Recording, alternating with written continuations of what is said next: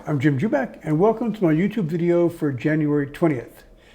I'm wearing my Boston University hat. It was a Christmas present from my daughter. It's in honor of the fact that she just went back to school, and we already miss her. So if you like this video, please like it on YouTube, and please subscribe to my YouTube channel. And if you want to see more of my stuff, you can go to my free site, jubakpicks.com.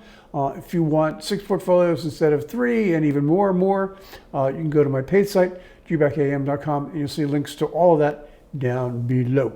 Today's topic is not earnings season, but earnings guidance, specifically guidance for technology stocks. So let's say the title is 3 Tech Picks on Earnings Guidance. Next week, we're going to get earnings from a slew of big tech companies: Apple, Amazon, Alphabet, Microsoft, and Facebook. What's really important about these earnings is not so much the earnings themselves, but what they're going to say going forward. There's been a lot of hope that earnings themselves were going to sort of fix the sell-off in this market. But as we saw in the earnings from Procter Gamble, not going to work that way. The problem is that we're coming off such a big jump in earnings growth from the pandemic year of 2020 to the fourth quarter of 2021, the company's not really reporting much of a jump in growth. So Procter & Gamble's P&G came out with really, really good earnings. They reported 166 a share versus 165 a share, which was what Wall Street expected, but that's still only a couple of pennies above the 164 they reported a year ago. The stock went up decently, but it moved basically on guidance. The company increased its projection for sales for the rest of 2022. That's what I'm looking for from the tech stocks. I'm not looking for a big jump in earnings growth year to year. I think we're going to see declines in earnings growth rates for most of these stocks. But I am looking for companies that are going to show big increases in guidance going forward. The first one of these is Microsoft. You can see like all of the stocks, all of the tech stocks, it's come down recently in this sell-off from what was once 342 to 303 today. What you're looking at, however, here is a number of things that lead me to believe that Microsoft is going to say really neat things about guidance for the rest of the year. Microsoft's on a fiscal July calendar, so this is the rest of the calendar year.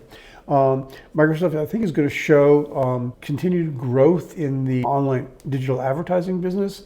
It's going to talk about the hopes that it has out of the recent purchase of Activision Blizzard for its games unit.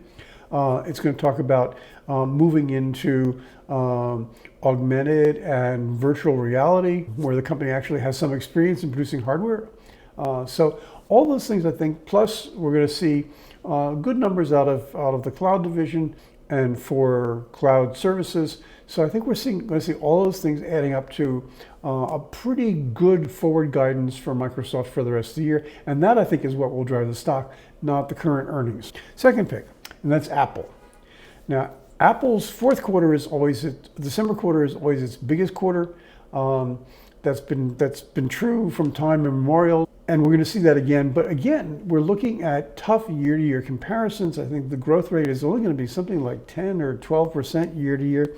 Not enough to make me say, hey, we'll buy Apple. I mean, look at if you look at a chart, look at this kind of ramp. That was at 125, and it went all the way up to the high at the end of 2021 of 175. That's a $50 a share jump, about 50%. It's sold off, but not enough to make this a real raging bargain unless you're looking for some acceleration of growth. The thing that you're looking for here, I think, is the news coming out of the June Apple Developers Conference. There's always one in June, where they announce new software products, new software for their products, and give hints on new products that are then going to be introduced mostly in September. Last year was kind of a disappointing year in terms of new products. This year looks like we're going to see a lot of new stuff, a lot of exciting stuff, a lot of stuff that will make people go, oh, okay, we're going to see a bump in sales and earnings because of the new gear. So I think this is a thing to look forward to out of guidance. And Apple is going to report on the 27th, that's Thursday. So look for that guidance. Microsoft is the first tech stock to kick off its reports on Tuesday, the 25th. Okay, third one I'm going to look at, the good old alphabet, Google. One of the things that's happening with Google is that it's making increasing inroads into the digital advertising business, which is a really good thing to be happening, both in terms of what's going on at the company itself, as well as what's going on in the sector, since digital advertising is growing as a market, addressable market, and Google's getting a bigger share of that. And I think they're going to talk about their new efforts to increase that share. And they report relatively late in this. They report on the 1st of February. So those are the three stocks that I'd look for guidance. There are a couple, this phenomenon isn't limited to technology stocks. I think we're looking at a lot of sort of flattish year-to-year earnings growth rates, maybe slight declines. But I'm looking for companies that are going to say good things going forward. One of them I think to look out for is Disney, because Disney was talking about spending a lot of money on programming, not really seeing that pay off in terms of new subscribers to its streaming service until the end of 2022. So look for them to talk about that and maybe get a pop. And of course, look at the airlines, because when the pandemic starts to level off and fall, airlines will be able to resume some flights and have more crews and all that. One of the stocks to look at here is not one that's been pounded most, but one that looks like it's got a pretty good handle on things. That's Delta. I'd look to see what they say. So those are what I'm watching going forward into earnings guidance. And next time I talk to you, we'll be on the other end, at least, of some of these. So thanks very much for watching. If you want to see more of my stuff, you can go to my free site, jubakpicks.com. If you want more, you can go to the 6 portfolios instead of 3. You can go to Jubak AM. You can find links to those down below.